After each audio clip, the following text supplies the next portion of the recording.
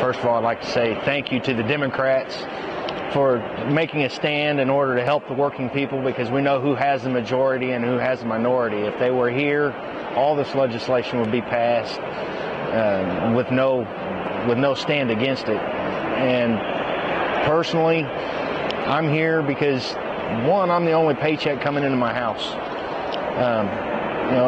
The right to work laws, the project labor agreements, all that stuff, it wouldn't be an overnight effect. It would be an effect that we would see take years.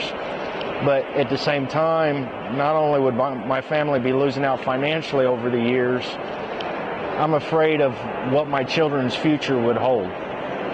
This legislation mainly wants to take their voice away from them. I have my voice now. I've expressed my opinion for 17 years. And if right to work and the collective bargaining agreement legislation that they're wanting to pass gets passed, my kids won't have a voice.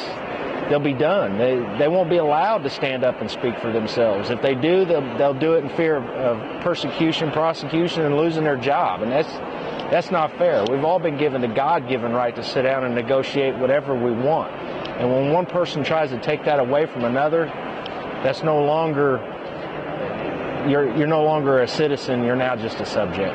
And that's my biggest fear, is my kids not being allowed to negotiate their way of life, being allowed to band together and voice their opinion like God-fearing, free citizens.